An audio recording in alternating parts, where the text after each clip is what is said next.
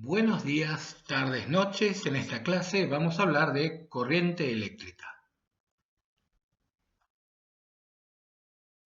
Ya vimos que en situación electrostática las cargas no pueden moverse. También vimos que en un conductor no puede haber campo eléctrico en su interior, lo que implica que el conductor es un equipotencial. Pero claro, quedaría por ver cómo llega a cargarse un cuerpo. Para empezar a hablar sobre corriente, hagamos un poco de historia.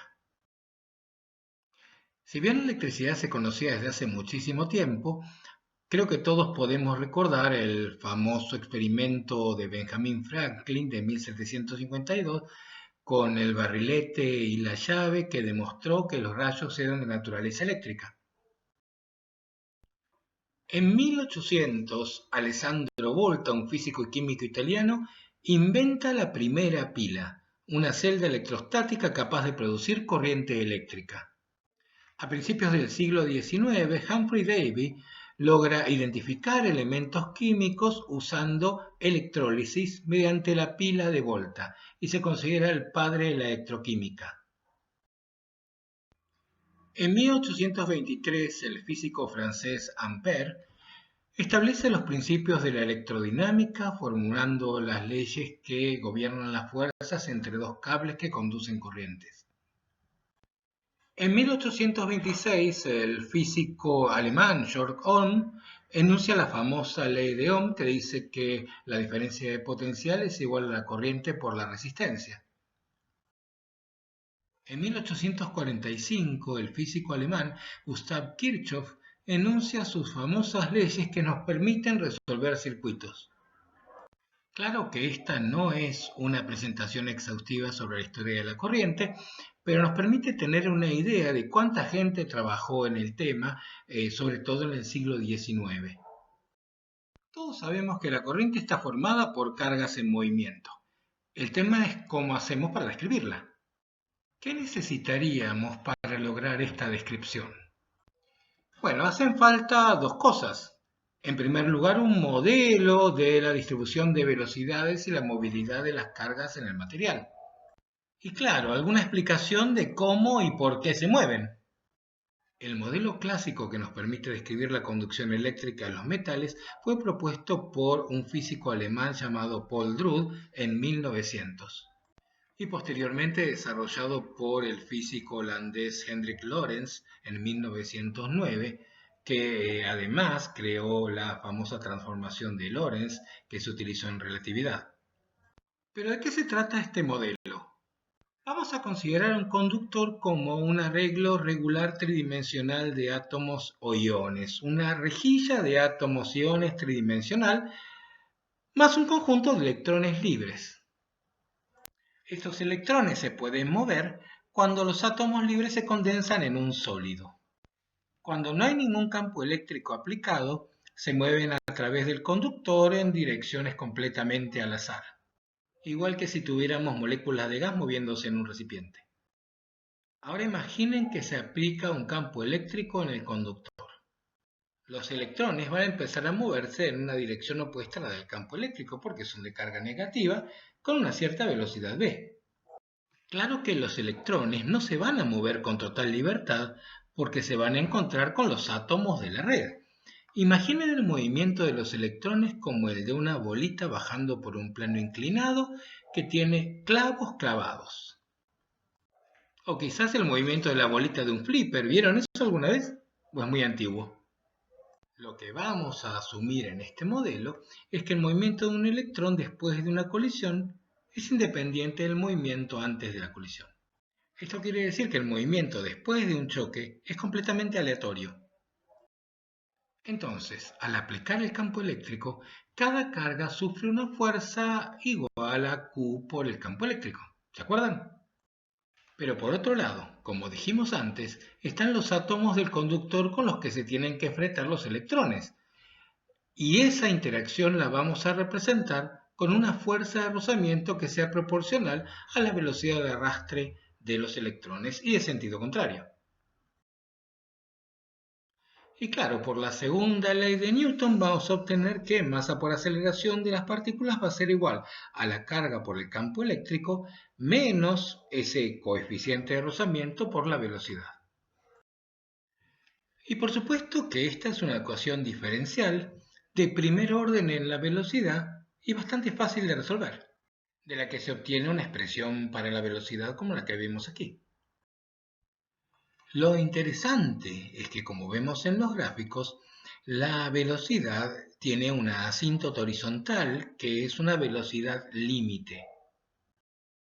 Lo que estamos diciendo es que en muy poco tiempo los electrones se están moviendo prácticamente a velocidad constante. Quizás en física 1 analizaron el movimiento de una gota de agua de lluvia sometida al rozamiento con el aire y vieron que es exactamente igual que este, igual también que el de un paracaidista. De manera que podríamos escribir que la velocidad va a ser una cierta constante, que es la carga sobre ese coeficiente de rozamiento por el campo eléctrico, proporcional al campo eléctrico. A la magnitud que mide el movimiento promedio de las cargas la vamos a llamar densidad de corriente, J. J es un vector. Ojo que la corriente no es un vector, es una cantidad escalar, pero la densidad de corriente es un vector. Y es una cantidad que suma a los portadores que atraviesa un determinado volumen por unidad de tiempo. En el caso de un conductor metálico, los únicos portadores son electrones, así que la expresión para la densidad de corriente va a ser n por la carga de electrón por la velocidad, donde n es el número de electrones por unidad de volumen. Pero antes vimos que la velocidad era proporcional al campo eléctrico a través de una constante que llamamos mu. Entonces la densidad de corriente va a ser, que se puede escribir como, a la constante sigma se la llama conductividad eléctrica del material. Y la conductividad combina varias constantes de su interior, como n, que es el número de portadores de carga por unidad de volumen, la carga de los portadores, que en este caso son los electrones, y la constante c que describe los choques. Y esta fórmula que dice que la densidad de corriente es igual a sigma, una constante por el campo eléctrico, es la llamada ley de Ohm o incluso ley vectorial de Ohm. Nótese que el vector J, densidad de corriente, es paralelo y apunta en la misma dirección que el vector campo eléctrico. Muy bien, ya tenemos la ley de Ohm que nos dice que la densidad de corriente es proporcional al campo eléctrico aplicado. Claro, pero ¿cómo aplicamos un campo eléctrico a un conductor que se supone que no tiene campo eléctrico en su interior? Bueno, lo obligamos, o sea, lo conectamos a una batería, a una pila, de manera que entre los extremos del conductor haya una diferencia de potencial, que no pueda ser un equipotencial. Recordemos que si produzco una diferencia de potencial entre los extremos del conductor, esa diferencia de potencial tiene que ser igual a la circulación del campo eléctrico entre los extremos, es decir, la integral del campo eléctrico por el diferencial de longitud. En el caso particular en que el campo eléctrico resulte uniforme, la diferencia de potencial va a ser el campo eléctrico por la distancia. La densidad de corriente J indica la cantidad de cargas que circulan por unidad de superficie por unidad de tiempo. La corriente total, la corriente propiamente dicha, eso a lo que nosotros llamamos corrientes, sería entonces la integral de superficie de la densidad de corriente por el diferencial de superficie. O sea, sería un flujo, una integral similar a la que vimos cuando vimos Gauss con el flujo del campo eléctrico. Si además consideramos que la densidad de corriente es uniforme en toda la sección del cable, podemos sacar la densidad de corriente de la integral y la corriente va a ser simplemente la densidad de corriente por la sección. La unidad de corriente eléctrica en el sistema internacional es el amperio. Un amperio es igual a 1 coulomb sobre segundo. Y ahora combinemos todas las fórmulas que tenemos. Imaginemos que nuestro conductor es un cable que tiene longitud D, que tiene una sección S y una diferencia de potencial entre los extremos delta V. Habíamos dicho que para campo eléctrico uniforme la diferencia de potencial era el campo eléctrico por la longitud del cable, que la corriente era la densidad de corriente por la sección del cable, o sea, la conductividad por el campo eléctrico por la sección del cable. Entonces, resulta que la diferencia de potencial va a ser igual a la longitud del cable sobre la conductividad por la sección, esa constante por la corriente. Normalmente a 1 sobre la conductividad se la llama resistividad y la vamos a simbolizar con ρ. Si por último a la constante ρ por d sobre s la llamamos resistencia R, obtenemos la ley de Ohm tal como la conocemos todos. La diferencia de potencial es igual a la corriente por la resistencia. La unidad de la resistencia en el sistema internacional es el Ohm, que es equivalente a 1 volt por ampere. Aquí podemos ver unas tablas con valores de resistividad para conductores y para aislantes. Es interesante notar que las diferencias entre la resistividad de conductores y los aislantes son prácticamente de más de 20 órdenes de magnitud.